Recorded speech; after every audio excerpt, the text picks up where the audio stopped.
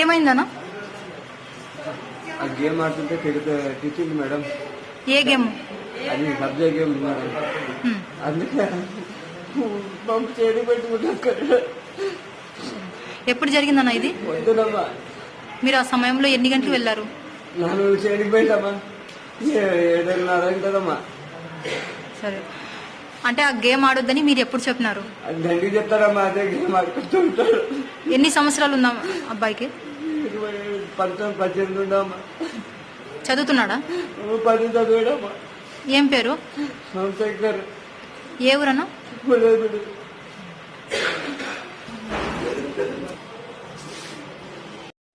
సరే, ఏమైంది?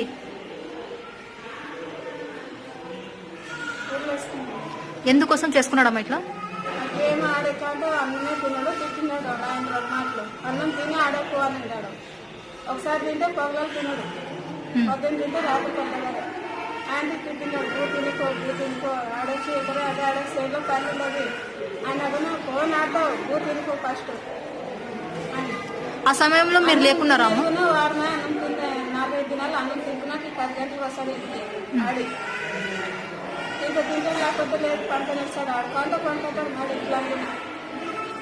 ఉరి వేసుకున్న తర్వాత ఎక్కడున్నారమ్మా? ఆ సమయంలో అబ్బాయి ఎక్కడ వేసుకున్నాడు? పక్కన కొట్టమండి, ఇల్లు పక్కన.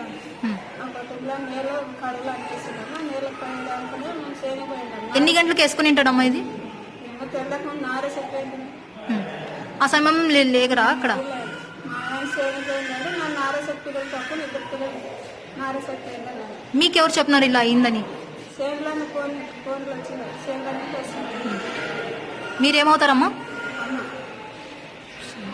ఎంతమంది అబ్బాయిలు? ఒకే కొడుకు. ఏం పేరమ్మా అబ్బాయి పేరు? సోమశంకర్. ఏమన్నా చదువుకుంటున్నాడా? 10